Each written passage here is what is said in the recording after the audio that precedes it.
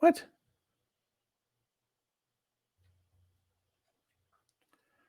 There it goes. I had my first ever StreamYard saying, I don't know what we're doing problem.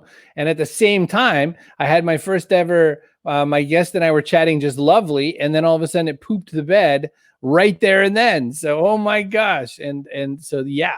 So hello to my mom, beautiful Diane. Hello to my father, reasonably handsome Stephen. Hello, John. How the heck are you? Good to see you. So happy that everybody's here. Welcome to, I don't even know anymore. It's going to be the backpack. It's catch up. It's whatever. It's all the things. I'm midway through the switch because I need a nice gentleman who's going to help me do some really important branding changing so that I can make some new overlays, or I'll just go on YouTube it and start to figure out the overlays. My guest today is going to be James Andrews. He's at Key Influencer on Twitter. He is a fascinating gentleman, and we just literally were talking, and all of a sudden the stream or something happened. All of a sudden, it just pooped the bed. And here's one of the reasons why James, amongst many other things, has a lot of ties in the music industry. He's got a little home studio and all that. When I say the music industry, he's worked with all kinds of really important people. So James has more gear between him and his ear and him and his mouth than anyone who's ever been on the show before. And one thing I know as a technologist, which James is also, is that absolutely the more gear you have between us, the more doomed you are. So he's up.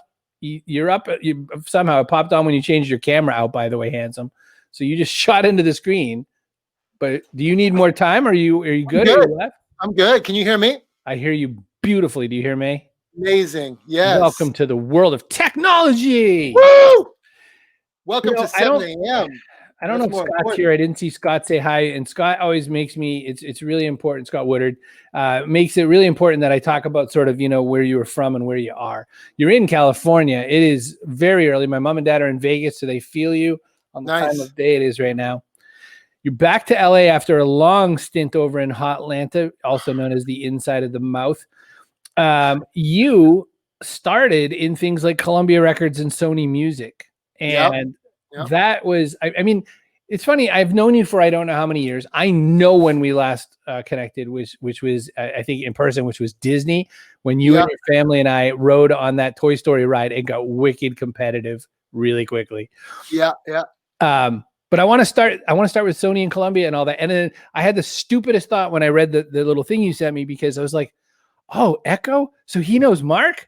Well, how would you work at a company? Mark and I talked way back in the day. Not that there should have been any reason we should have, but we stayed in touch for a while. And he never said a bad thing to me. We always had a good conversation. And it was really interesting. Start there for a minute, only so that people get a sense of the breadth of what makes James Andrews. That's great. Before, I'll just give you a quick story before Echo. In the 90s, I went to UCLA, and my best friend's mother is Dionne Warwick. So that's actually how I got in the record business. I grew up in he called the Atlanta the mouth of the South, I guess. I grew up in the Vatican City of Silicon Valley. I went to high school in Palo Alto. So I went to high school across street in Stanford. So I grew up writing code and having a Commodore VIC-20 and having the first ever Apple. Was VIC-20 your first rig, by the way, that you started coding on?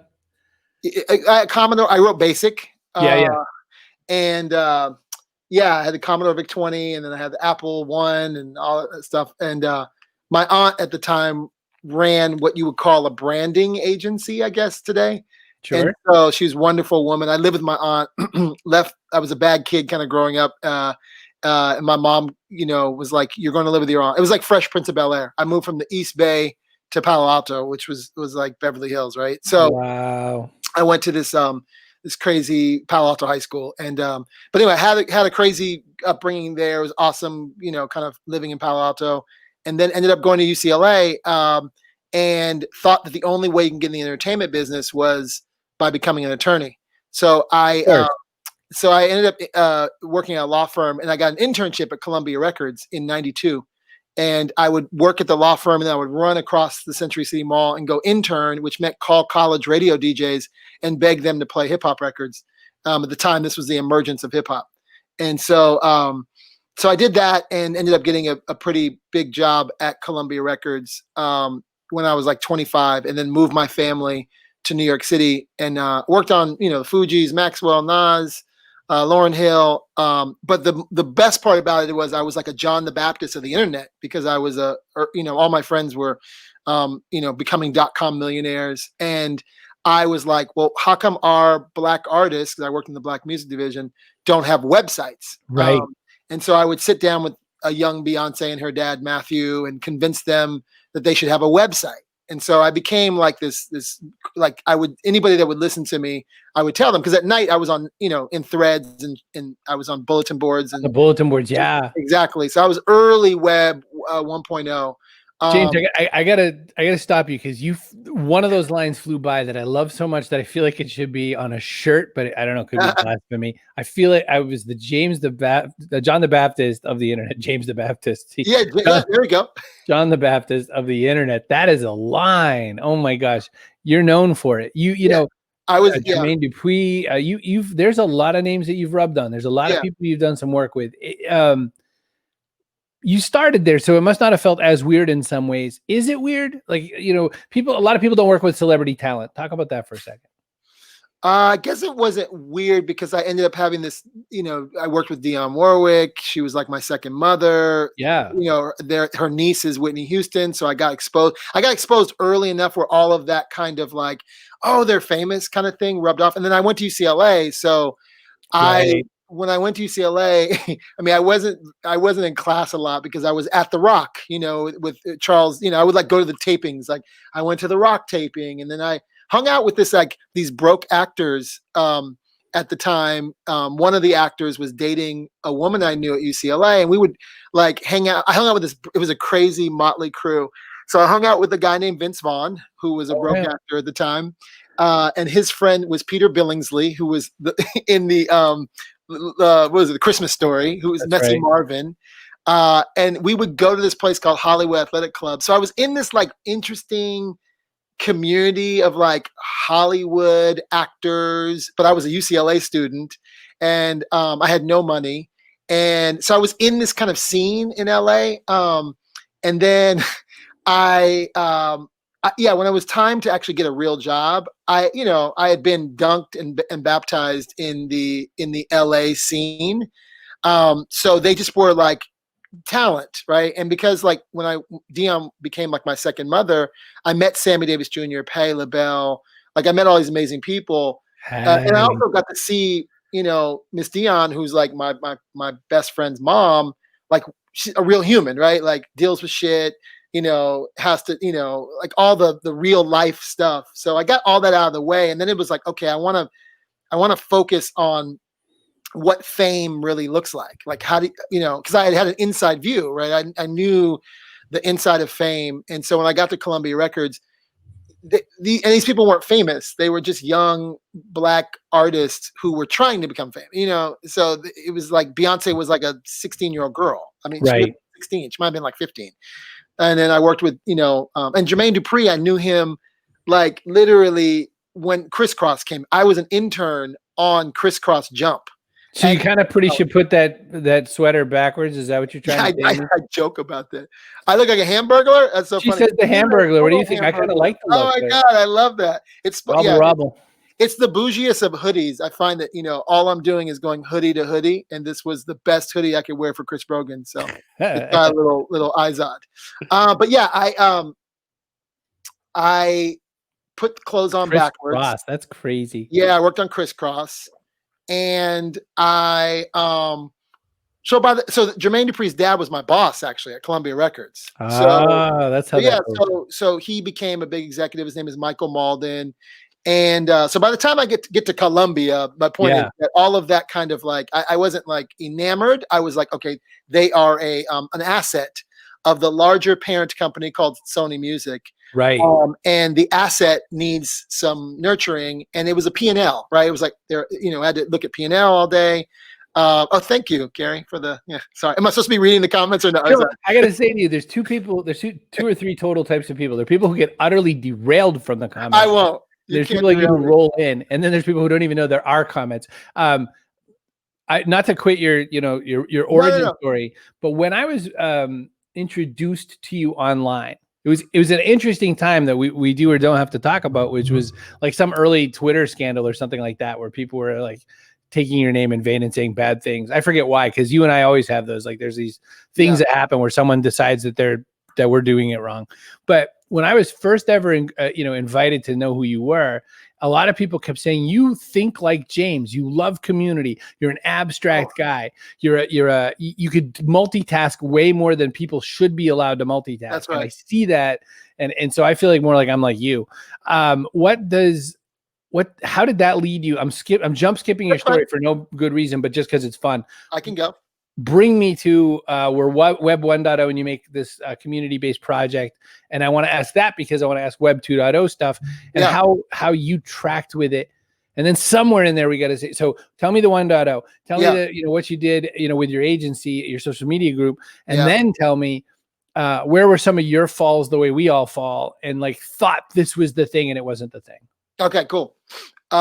So yeah, after the music industry, which was, my Web 1.0 actually starts after Echo. Okay. So I ended up going to Echo because I created an email newsletter called Soul Purpose, and Soul Purpose was like prognostication. So I was like looking at the business and telling people what was happening behind the scenes of the business. Do you read Lefsetz, Bob Lefsetz? Oh yeah, all the time. Right. So I was doing Bob Lefsetz way before Lefsetz. And so I was doing it through AOL, 56K modem. I was like literally pushing it out. And so I built this email newsletter called Soul Purpose while I was at Columbia Records, like in my office. And I went from 300 email addresses to 20,000. And Mark Echo was one of my readers. And so I built this newsletter. I created a fictitious character that no one knew was me. His name was Andy Platinum. And Andy wrote about all of the kind of, going ons behind the scenes of film, fashion, television, sports, new media. And so I sold it to a .com in 1998. And I actually had ended up going to Echo for a year because Mark was a reader of my newsletter. He was like, would you ever work for me? And I was like, man, I love what you're doing. And the brand was not healthy at the time and they needed someone to come in and kind of do marketing. So I was like CMO of Echo for a year. I did some tie-ins with EA Sports. We had custom jersey. You could box and Knockout Kings. We did some really cool stuff. But my newsletter was on fuego. So my newsletter is popping. I go from 8,000, 12,000, and all this investment capital was coming into New York City. And so my little newsletter was like thing that everybody was reading. Everyone knew who Andy Platinum was. And so I sold it to a .com. The first investor was Fred Wilson. Nicholas Negroponte was our second investor. And we basically built like a cultural Viacom. And we went out and bought other assets, Venus and Serena Williams, Muhammad Ali. And it was this British guy, punk rock producer who created, along with a African-American attorney who was a big entertainment attorney, and a man named George Jackson, who I was just enamored with. And George was from Harlem, went to Harvard, and was the chairman of Motown Records. And the chairman of our board was a man named Clarence Avant, who ironically was my friend Dionne Warwick's son's real godfather. There's a documentary called The Black Godfather on Netflix. I highly recommend everybody watch it. But he's a black man who came to Beverly Hills, represented white talent, and like just tore through the music industry as like a terror. He then went on to become a political philanthropist and amazing man. Go see it. If you've ever seen Searching for Sugar Man, so that's Clarence Avant. He discovered that guy. So anyway, I had this whole career. My Web 1.0 story actually starts well before you, in that I built a website and sold it. We raised 3 rounds of capital, $40 million. I was on the cover of the Wall Street Journal. I had this, whole thing. And we ended up, the founder, George Jackson, the guy who was really my hero, died of a heart attack and a stroke in the back of a New York City taxi cab while we were building this startup. And it just broke my heart. And I wasn't really sure what I wanted to do next. I started managing DJ Jazzy Jeff. He's one of my best friends. So I traveled Europe. Was it before Will, is what you're saying? No. This is okay. This is in between Jeff becoming this is 98. So okay. He's about to become a producer. Gotcha. And he sort of transitions from you knowing him as a DJ and get thrown out of the TV show, out of the front door of the show. And so I managed Jeff for a minute and traveled Europe with Jeff, got some real European international experience. Man, But I didn't really want to be a music manager. So I moved my family to Atlanta and went into agency world. And that's when you meet me. So it was sort of that's Web when I met you. 1.5. Yeah, And we blew through all the money. We raised $40 million. It was all my music industry friends were like, a .com. What is that? They were like, you should go work at Arista. You should go work at this label. And I was like, no, I grew up writing code. I understand what's happening. And I'm seeing Web 1.0. I'm seeing Jason Calacanis. I'm seeing like all these people.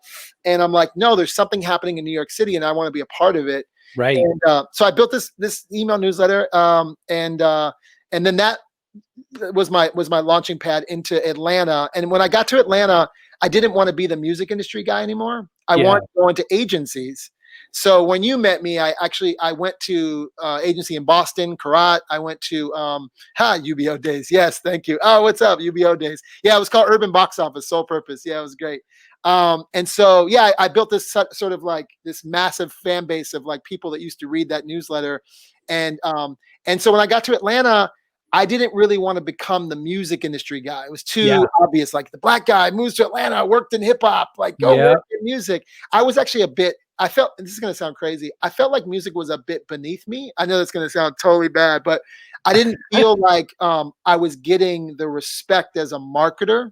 Yeah. I felt like in order to get the respect as a marketer, I needed to go work in advertising agencies. So I was like, okay, so I scrubbed my resume. I didn't talk about any music stuff. And I went and worked for agencies. So I worked for Omnicom, and I worked for Ketchum. And when I worked for Ketchum, I started their first ever social media practice because I'm entrepreneurial. So I go into Ketchum and I'm like, oh, you want me to do intranets and build email newsletters? I was like, no.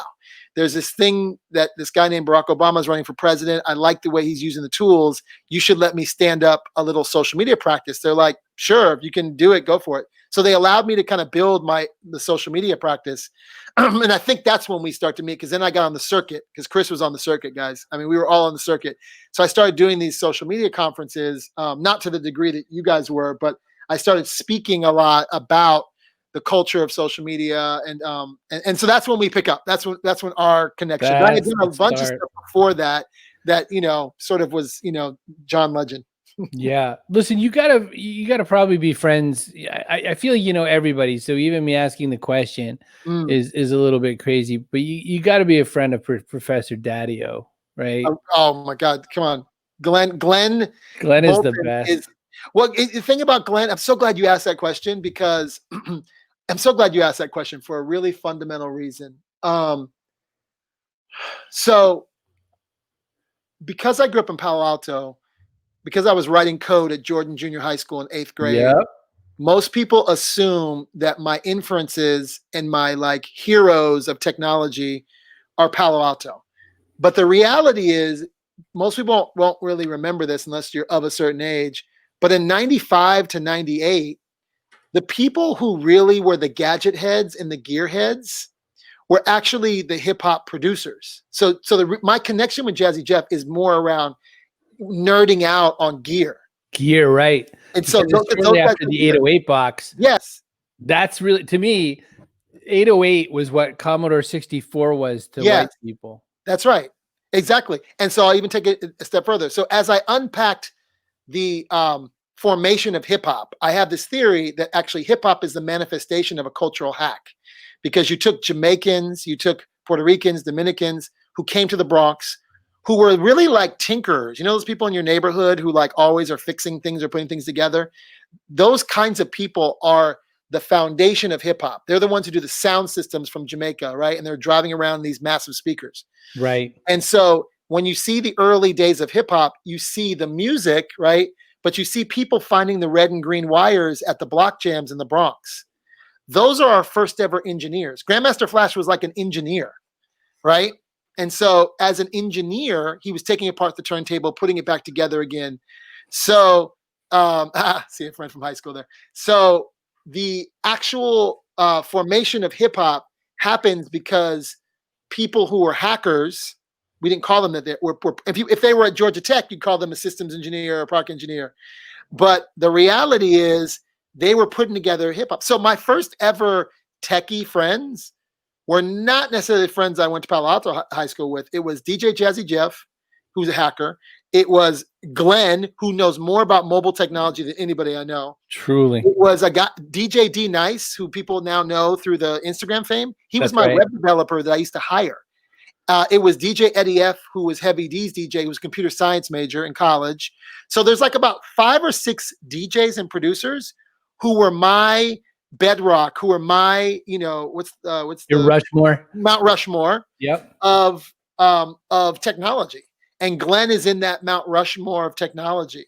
And so it's really interesting. People, oh my God, I grew up in Palo Alto. Yeah, no, all the use cases of technology are the 95 to 2000 heroes that I saw, because all the executives, they weren't using lap. I mean, there was no, I mean, it's so anyway, I give a lot of credit for an important reason, because the BlackBerry doesn't become the BlackBerry. Twitter doesn't become Twitter without the contributions of culture. And so it's sort of what gets erased in the annals of history is this idea that technology and hip hop culture go together. And so in my 90s days, when I was in Web 1.0, I was doing like digital divide tours with Chuck D, with a guy named Omar Wasow. Do you know Omar Wasow? Yeah. Me and Omar created Black Planet, which begot Friendster, which begot MySpace, which begot Facebook. People Never don't met him. remember that. He was Never a met him. Stanford guy who taught Oprah how to use the internet. So there's interesting contributions that we made to make sure we go back in time and give credit to. You're not wrong. And this is the right time about that. Like they renamed the NASA thing after Little Miss Hidden Figures and all that. I can't think of her name. I'm blanking it. Because I was stacking dumb hip hop song references as you're talking. Cause I'm like, out in the what's he say? Out in the country, but the blueberry still connects. Like I'm like walking through all these tech connections, but it also, it's really stupid for me to name drop at all. No, please name drop away. I'm at TechCrunch 40 and MC Hammer's there. And all my white friends are going, what's Hammer doing there? And they're like doing the dance. And they're like, oh, his pants look a little slimmer than they should. They're all messing with him. They're all having their go. They're goofing. And I walk up and I said, listen, hey, my name's Chris. Good to meet you. And I said, I'm just going to ask the question. What's going on for you at TechCrunch 40?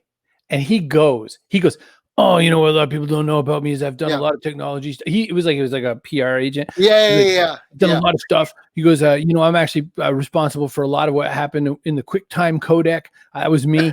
And I'm like, what? Yeah. And so he keeps going and he goes, yeah, and I'm here. I'm debuting this cool dance jam thing. It was that dance off app that he made, which is I see it clever. No. Didn't work. Yeah. And he goes, yeah, nobody knows that. And they said, well, I don't know if you have a publicist, but you should fire they.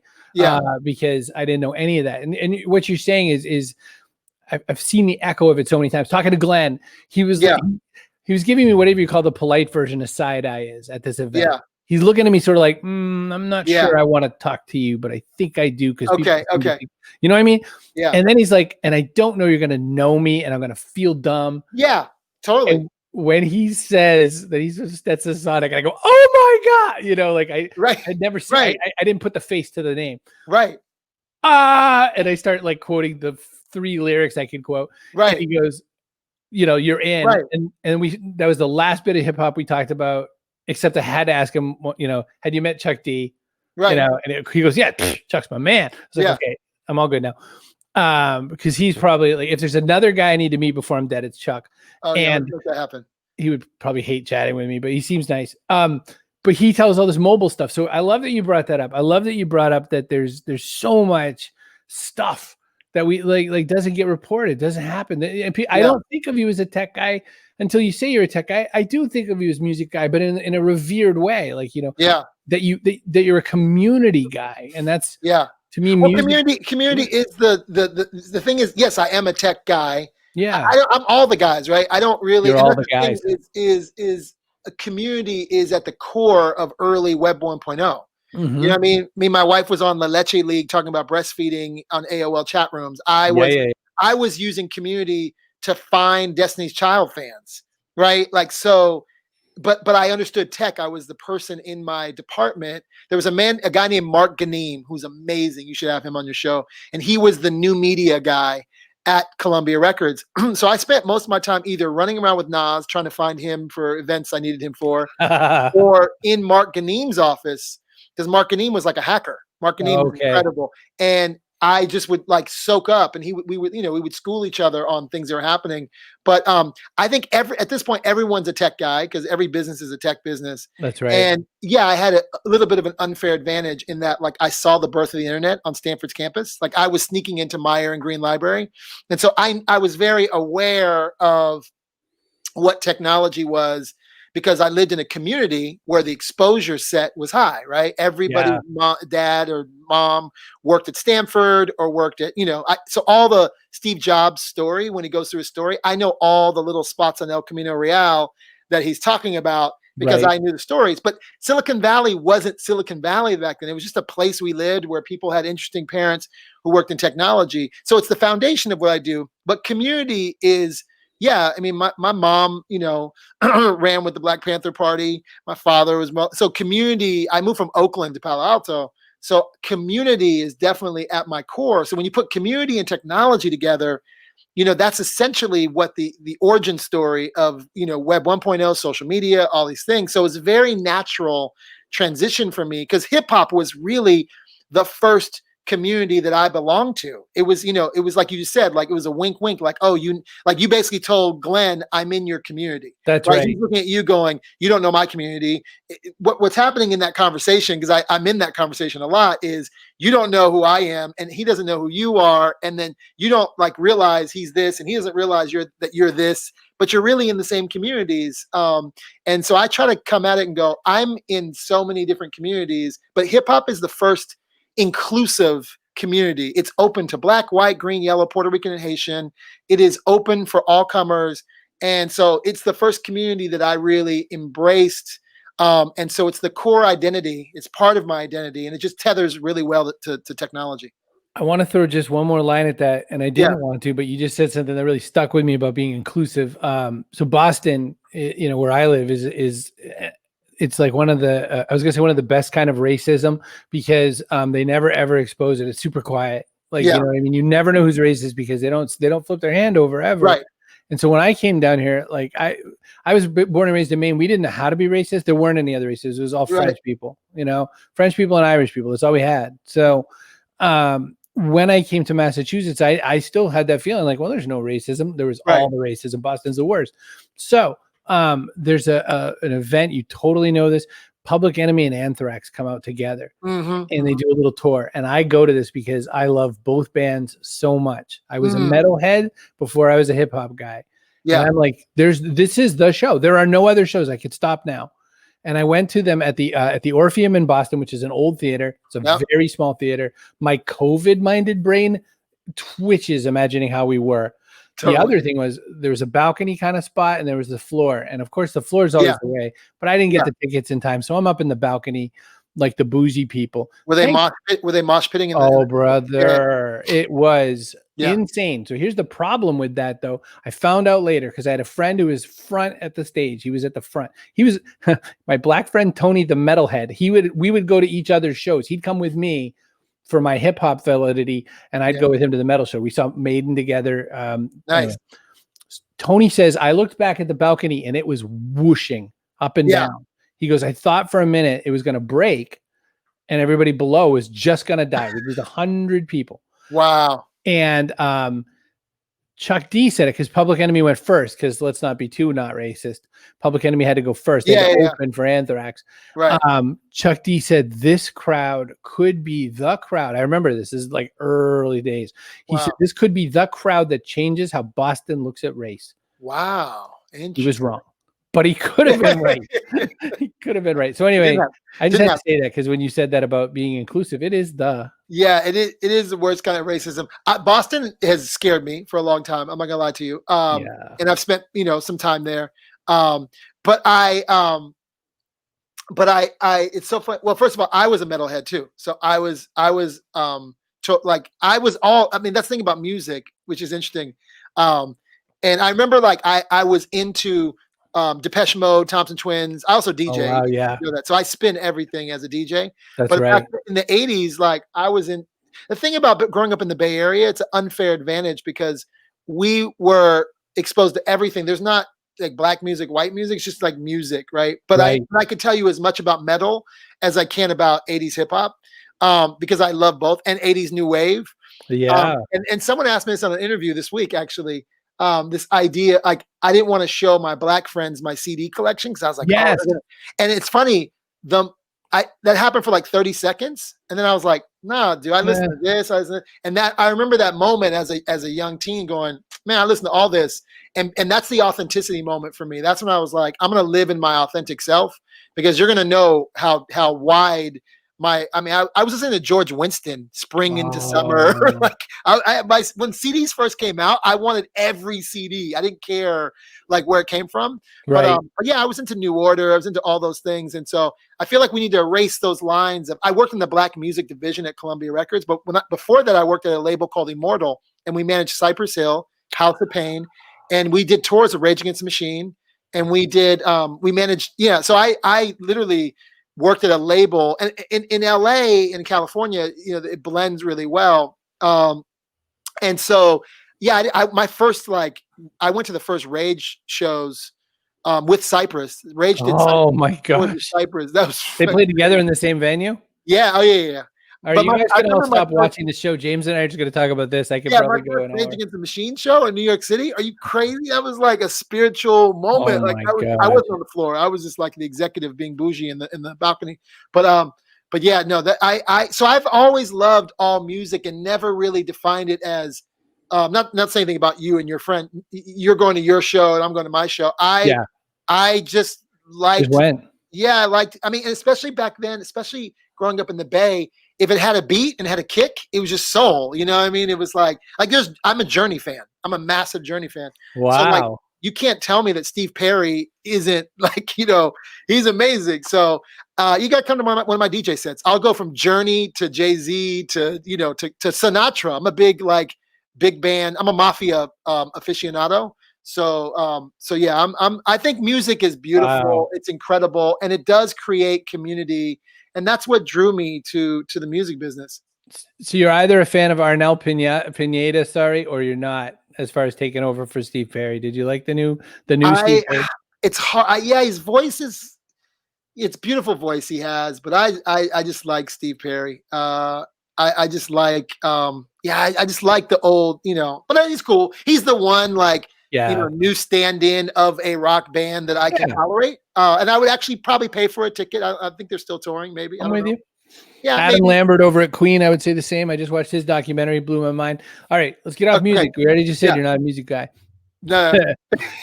You're not a businessman. Exactly. So tell me 2 months ago, James Andrews, and tell me 3 or 4 months from now, James Andrews, because you're in a moment right now. Ooh, that's good. Ooh, 2 that's a months ago, good 3 question. months forward.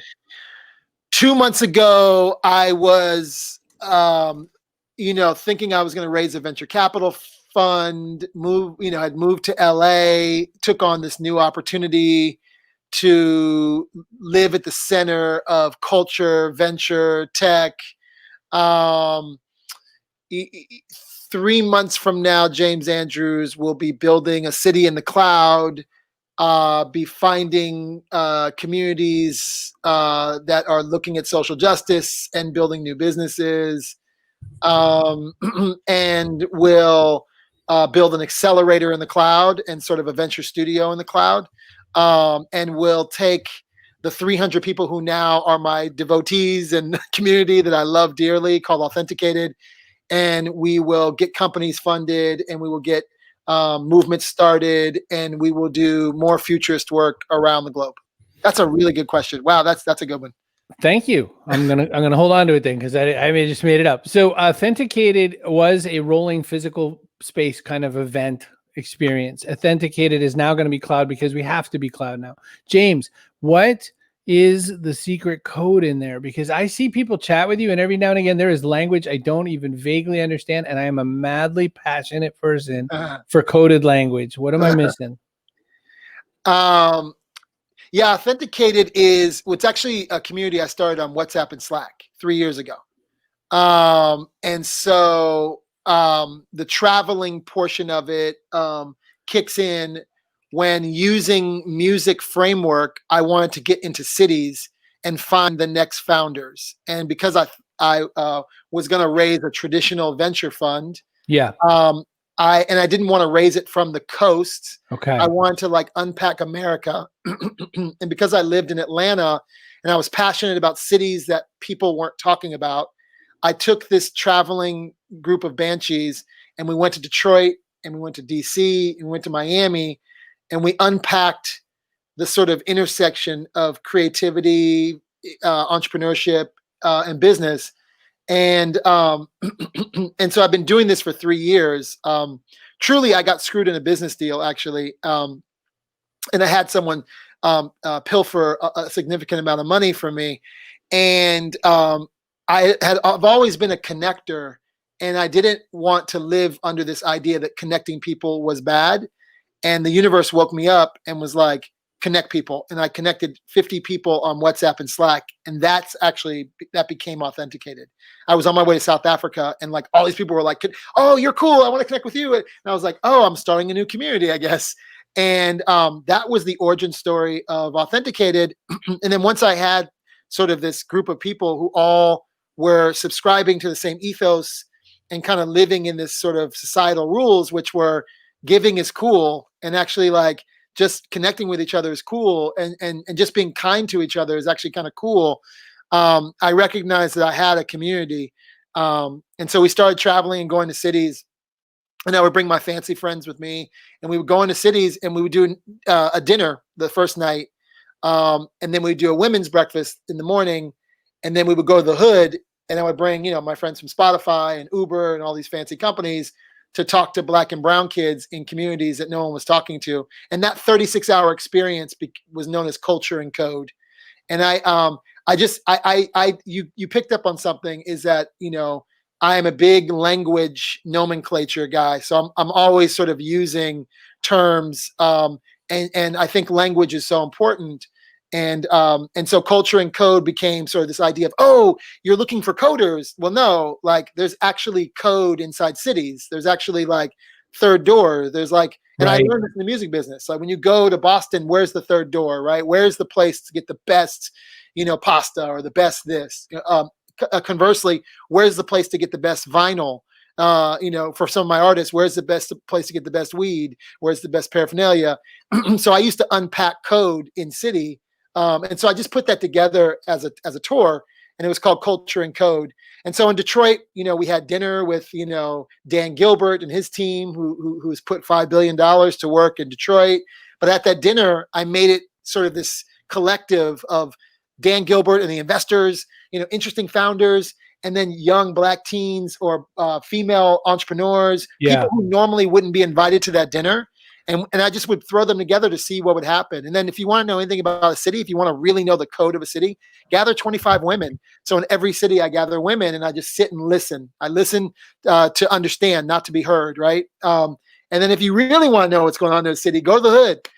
Go to South Miami near Norland High School, which is where I spent time with young Black kids who were, who don't get to see South Beach and what's going on there. And so for me, the tours became a way for me to unpack cities and what's happening underneath cities as a way to figure out where I could provide the most value. So first off, that was a pretty dope quote as well. If you want to know the code of the city, gather 25 women.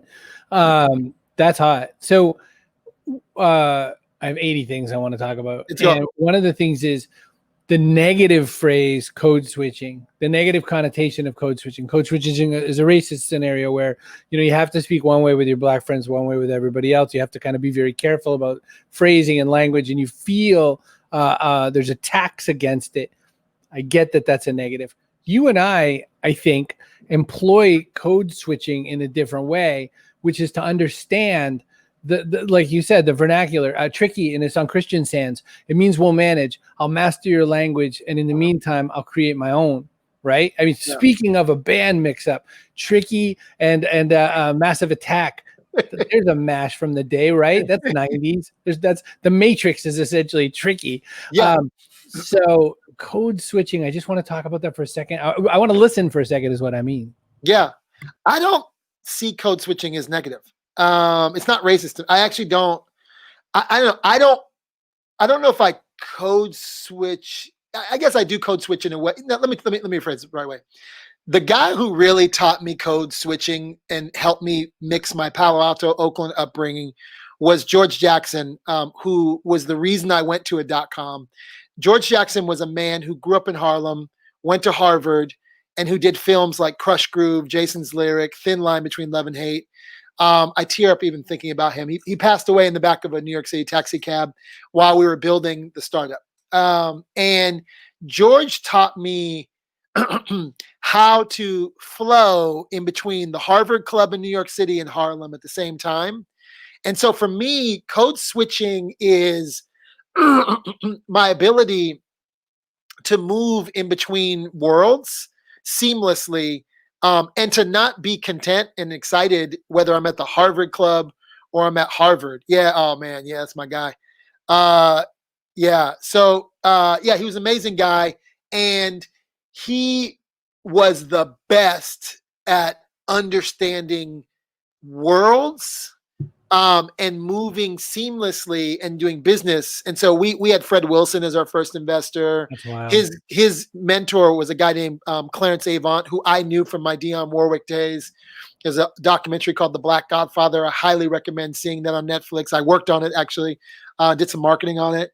So code switching for me is the hood pass that allows you to move in between the favela in Rio, to the the white Boston suburbs with the Italians.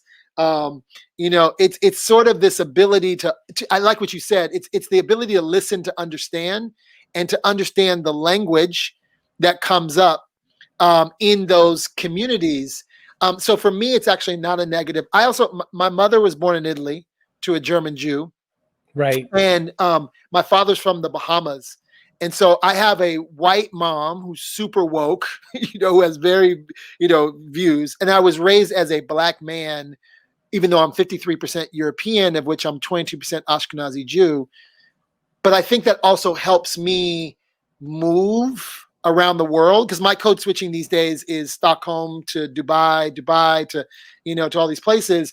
And so I actually think it's a superpower. I actually think code switching is one of the greatest assets that I have been able to carry, which is this idea of moving seamlessly and right. Listening to understand. That's a term that we've been talking a lot about during these social justice days, right? Listening to, I go to Dubai. I was like, okay, I went to what's called a mujalis, which is like after Muslim prayer, all the guys get together and smoke shisha. And I was calling my friends, like, what do I wear? What do I do? And they're like, just go, be chill. And I'm like all freaking out, like, oh my gosh. And like I walk in, these guys, Ahmed and all of my homies in Dubai, and they're like, bro, we went to school in San Diego. Like Rick Ross was just here last week. Like, so like they allowed me like code, like, oh, okay, yalla bibi. Like now I know all these terms, all these phrases. That's right. Like I remember when Chris Brogan used to jump on stage, he would start with a Swahili. You go, Sarah Bona. I never forget that. You actually, and what you were signaling was, I understand different codes. I know some things, right? I've traveled a little bit, and that's the way I move. I move, paying homage to the Brazilians by saying tudo bem. Paying homage to my friends in Israel, by spending time and doing Shabbat dinners in Jerusalem and Tel Aviv. That's right. And so for me, it's a little bit of like, I respect you. I respect your culture. And so I've listened enough to you. Now I might not agree with, some of the things, maybe in sort of ideological cultures, sure. But I respect, I know what a John it is in Philly. You call a John, it's a John. You know what I mean? Like, and it's actually been a superpower is cultural code switching. I love it. Well, I think that you really embody the phrase of the Western philosopher who said that you've been around the world, you don't speak the language, but that booty don't need explaining. I think that's what we're. You're a better Jason Derulo than Derulo. That's all I'm trying to get. Your ability to recall lyric, I mean, it's so good, man. Look, it is a curse. It's not a blessing. I some amount of percentage of my brain has a lyric for everything you said. The wow. stuff. It's just not good. It's not good because I don't actually even remember the whole song. And I'll also tell you a terrible side effect of this. I don't know the words to songs I've sang since the late 70s. Wow. Except that I can pretty much do all of 99 Problems because I'm a weirdo. Nice. So it's one of my go-tos on karaoke, and I just never ever wanted to be mistaken. My dad says I'm thinking James is more like Superman with the powers of a polymath, which I'm willing to agree. And wow, big word for this early dad, polymath. James, as any smart technologist is, you have started a Substack, which is a newsletter that allows you the ability to do plain old freebie newsletters like everybody does, or even paid newsletters. Is that where to hear more about City in the Cloud? And the reason I want that is because I just realized that I don't know where you're writing regularly. And when you talk about City in the Cloud, it turns me on and I want to keep knowing. What do I do about that? Well, one, you can text me. I obnoxiously put my phone number in my name. Because I'm building my own cloud off of today's traditional crowded freeway called social media. And so while engagement rates at Instagram are, 1 to 3% and Facebook is, it's funny. I'm even you doing this on Facebook Live, like I'm just coming back into Facebook world. It's really fascinating. Yeah. So in many ways I'm sort of building my own, AWS kind of thing. And so text message, which I advise a company called Community, is sort of my third door. That's how you get into my club. So I always say, while everybody's building a Las Vegas nightclub, I'm building Nell's. Nell's was a club on 14th Street in New York City, and it only held 200 people. And it comes after Studio 54. And the woman who started Nell's was in Rocky Horror Picture Show. It's amazing, the story. I'm actually trying to find her now. She's amazing. She's Australian, and we should get her on the show, by the way. She created Nell's. Nell's was a moment in New York City that ran like 80s to like late 90s. And it was this club where you basically, like, Prince had to pay, like everyone had to pay, but you only paid like $20. Yeah. And it only held like 200 people. And so what I'm building is really like my Nell's in the cloud. So when you text me, I do virtual dinners. I do Jeffersonian dinners that are not advertised on Instagram, because I actually think like let those people build those massive followings. Let DJ D Nice, my friend, like have, millions of people watching him on Instagram. I DJ and I use the text messaging thing. If you like me DJing, just text me with DJ. And then I send a text just to my DJ community. Here's the spot. Here's where I'm DJing. So that's one place to find me, is in our sort of like our thing. I use a platform called Whereby. And so Whereby is a Norwegian product. I'm obsessed with the Scandinavians. And so I have like floors. I have like, Whereby bar, Whereby living room, Whereby, and then I do write. The way you talked about Substack, I almost feel like they're a sponsor of your show. That was so good. Substack has been a great place for me to emote and talk about, sort of theories. I have not written in like a month, but I am trying to write more and do more. And so I went on probably a 3-4 month tear of just like, and you'll love it. I've been writing about hip hop. I've been writing about all these things I talk about. And then the other place is, so streaming is one, my streaming city, my City in the Cloud, the writings, the text messaging. And then I do these Instagram live rants. I do a show every Wednesday. And I just go on rants. I've been going on rants about, social justice. I've been going on rants about like erasing the word white allyship and replacing it with comrades. I think allyship is a weak word. So I've been doing these rants on IG.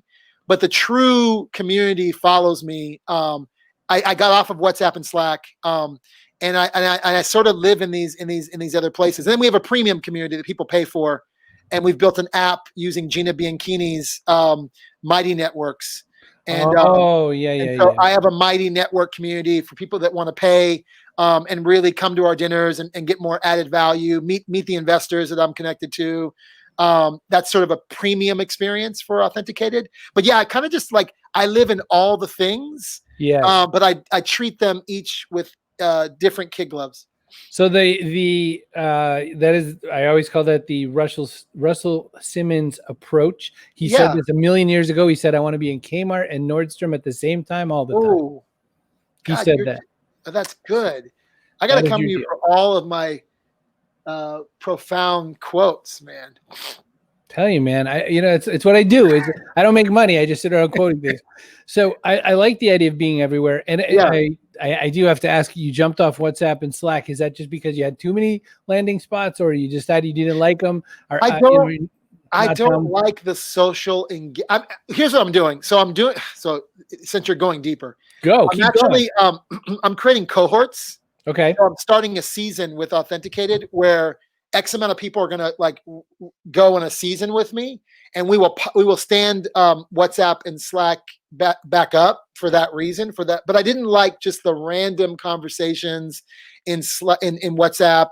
You couldn't really follow it. It's a hard thread to follow.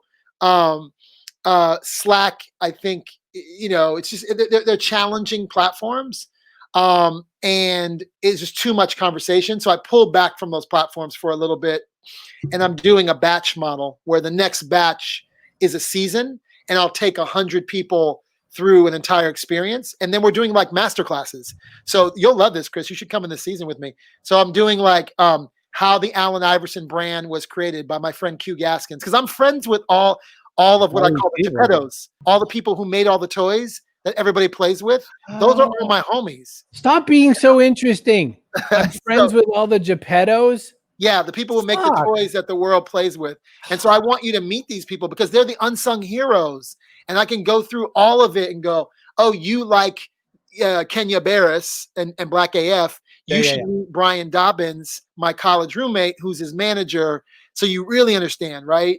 And so it's not about knowing the celebrity, it's knowing the ecosystem. It's not about knowing the shoe, it's about knowing the ecosystem. So I'm going to build this like masterclass meets Harvard like class. There's a professor at Harvard that I love who's doing some interesting things. And so I'm kind of building a masterclass. And that's what Culture and Code is turning into. Culture and Code, because I can't move around. We're going into quarantine 2. It's called QU2. It's coming soon. I'm using this stay-at-home moment, work from home moment, to do work from home and live from home and learn from home in an interesting model of what will be Authenticated 2.0 and 2.5. Is it okay if we stop living, laughing, and loving at home? Is that okay? We have to. I'm really concerned. No, I'm concerned about mental health in this. Yeah.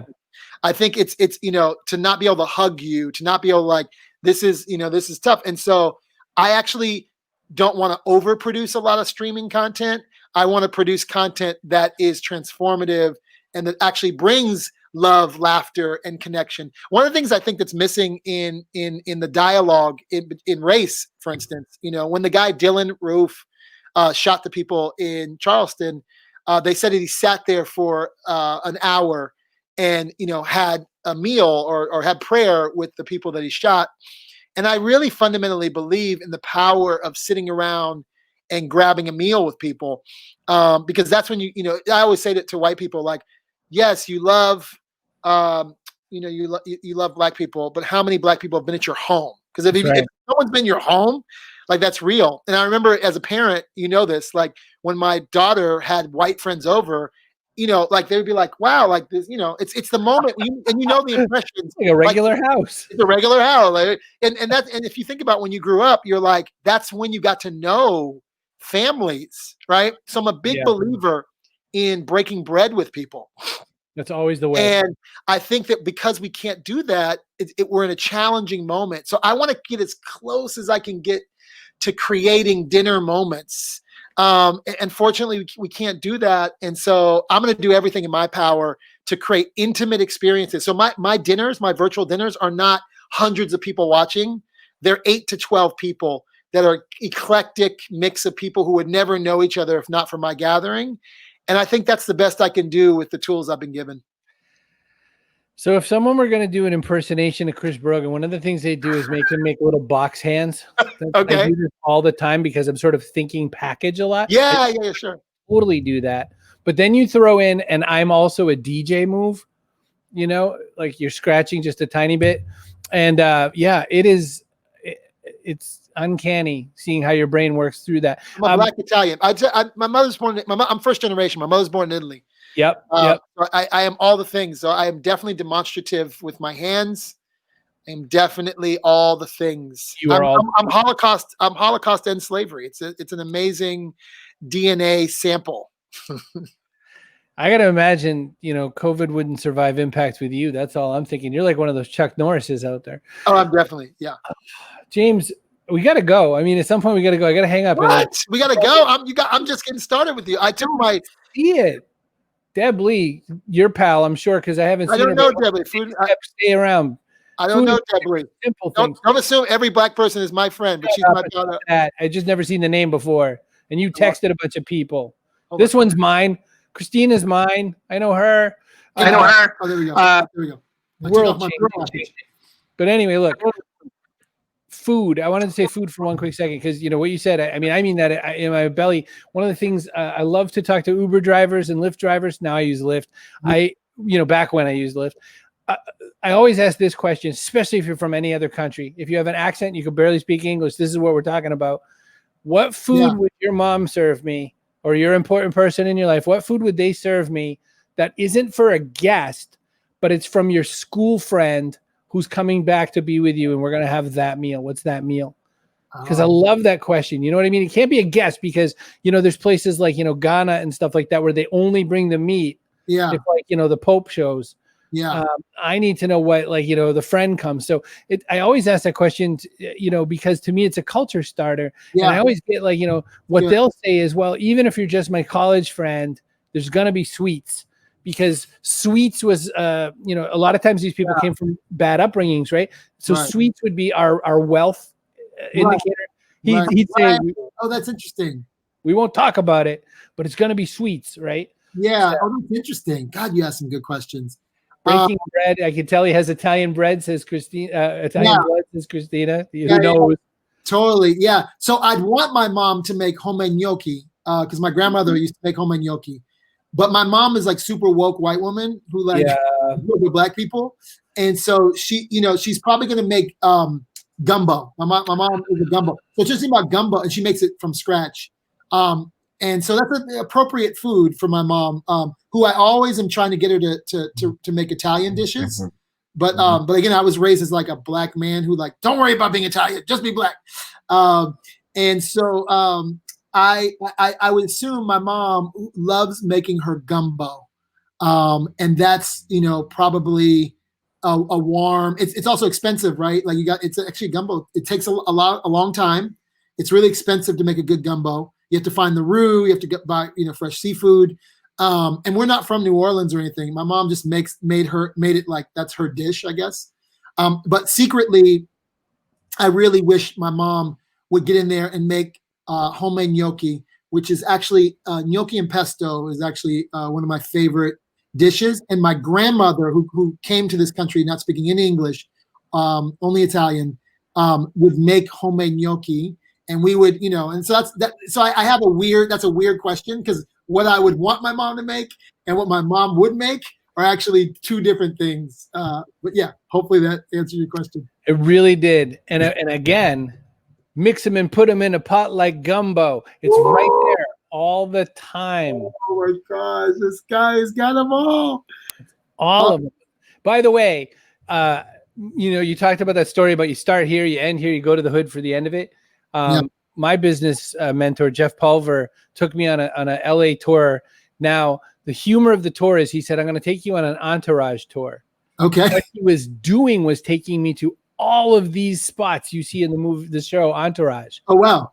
I'd never seen the show. So every time he had taken me to all these places, he's like, yeah, huh? And we're in like Fred Churches, or I don't know any of these names. We're at all these places, right? We're at all these places. And somewhere at the very end, Century Mall is in this. Century City Mall. He says, yeah, entourage tour. And I'm like, yeah, like I'm in your entourage. and he realizes in that moment, I don't know what he did. Right. Oh. And he feels so bad. And I feel bad because I just ruined a full, very expensive day, dude. I slept in the Beverly Hills hotels and the bungalows. Wow. Oh, wow. We got drunk on Sunset the Strip the night before. Awful places, that like country bar that's there. And I threw up in a gold-plated trash can because I was so sick. Right. Because he wanted to give me the entourage experience. But the story ends in the fabled CPT because there's a little startup party in Compton. And I'm like, we're going to Compton. Now we're going to Compton, the two whitest people on the earth in a limo. And I'm like, so I die tonight, but it's kind of cool because I've never been. What year is this? What year is this? 2006 or 7, 2007. Okay, for sure. Guess what happened? Got it. Nothing happened. Nothing bad happened. Every single person was nice. Nothing bad. I met no bad people. I stood around outdoors because the party was too loud and talked to people walking their dogs on the street. And I was like, part of me had that sort of, well, this couldn't have been that bad, which is the absolute least truthful thing in the world. Compton's like, I think George Bush's family started. I mean, Compton was a very white city, and then it became Black and Latino. And then 2007, it's not the game. I mean, the thing about California is you don't really know bad neighborhoods because they're palm trees. So like, it's not like in the Bronx, you go to the South Bronx, you're like, ooh, danger, right? You're like, ooh, this doesn't look good. But in LA, by the way, we can do a whole nother hour on LA. I don't know if we're wrapping up. We are, but only because you kind of have to eventually. And I want to leave them wanting, man. I want them to come find you. But just to end on the Compton thing, in LA is such a journey. It's like a borough strategy. So like Compton and Beverly Hills and all these places have so much texture. But yeah, Compton today is definitely, the mayor there, Mayor Aja Brown, is incredible. It's a thriving, community that I'm really bullish on. I'm bullish on Compton and Inglewood right now. Inglewood right now. Inglewood always up to no good. There's a line for you. Inglewood is emerging. I'm super excited about Inglewood. And if you've seen have you ever seen the TV show Insecure? Oh, sure. Okay, so Insecure is sort of focusing on sort of the emerging Black creative scene. It all happens in Inglewood. That's interesting. And so, but anyway, Compton, before I forget this, the guy, and I'm going to introduce you to him, that you need to have on your show is Arabian Prince. Arabian Prince was one of the members of NWA. But Arabian Prince is like a hacker gamer and has always been. He's your Glenn Bolton. He's your dad. Sorry, Daddy O's real name is Glenn Bolton. Yeah. He's your Daddy O of the West Coast, but he was like a nerdy kid who made beats, who joined NWA, and today he's actually designed a couple of like interfaces for esports. He's like, I teach a master class at UCLA called The Business of Esports and Gaming, Esports and Streaming. And oh my gosh! I've had him speak a couple of times. My gift to you is I'm going to connect you with Arabian Prince, and he's going to be a guest on your show. He's going to change your life.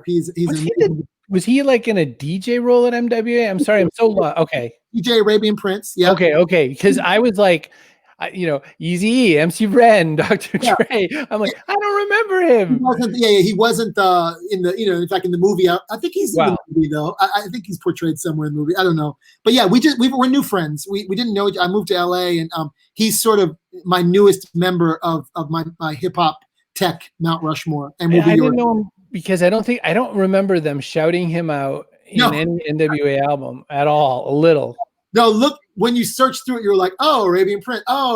You'll see it. That dude is fifth Beatle material. He is the fifth Beatle, man. He's the fifth Beatle. Let me ask you, he's not going to watch this. Let me ask you a question. Does he feel done bad by them? Like, I legit did not know that man's that. Does he feel like that? Let's put parentheses around this part. Nobody listens. I don't know. I think I've never really asked him that question. We're new. I'm gonna then. That's it. Bring him. Connect me. I'll ask him. Question. I don't know. I know he has done phenomenally well. Right. Leverage, laughing all the way to the bank. He doesn't care about the fame if he's got the bank. But I don't even know if he's laughing all the way. The thing about the music industry is you make assumptions people are laughing all the way to the bank. You're not wrong. Saying he's laughing all the way to the cultural bank, but I don't know how well it did for him. But I will connect you with him. Yes. I'm in. All right. Well, that's it then. Get the hell out. Look, today. How many did we crush the room? Did we break? It's 85 million people came. It was unbelievable. You couldn't even stand in here. It was terrible. You know, the numbers on live streaming, especially, at least for me, I was going to say, especially for me, they're not there. But what happens is it spreads. It goes everywhere. I slice the minute that makes everybody fall in love with you again. And I share it. And that's the thing. And, you know, things happen. And people have been waiting for this one because, you know, I had to bump you that week by mistake. I'm not a grown-up, and I don't know how to use calendars, is what I've come to learn as a human being.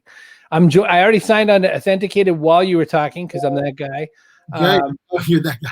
We're getting out of here. You broke the room. That's what Carrie says, and Carrie knows. Also a law degree person, by the way. So she got her start in law before joining marketing. So you have that in common. I don't have a law degree, Carrie. I'm a UCLA dropout who was aspirationally looking to get a law degree. I'm so glad that didn't happen, Chris. I dropped out of way worse colleges than UCLA, so I didn't even get that. So before I got to UCLA, it was a whole. I mean, we could do an hour on that. I went to a junior college in Provo, Utah, because Mormon friends convinced me to go to Utah from Palo Alto. Oh, of course. And then that's what's next.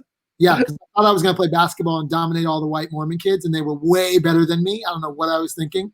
And then I went to a junior college in Ventura, and the basketball coach took pity on me, and he was like, "You're not good enough to play in my program, but you'll have tutors." And so I lived in a basketball community with all hoopers, and yeah, it is.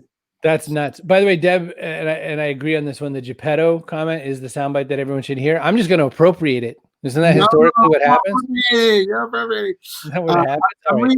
I'm relaunching the Geppetto movement. It's coming. Bring it. That'll be the season after the season.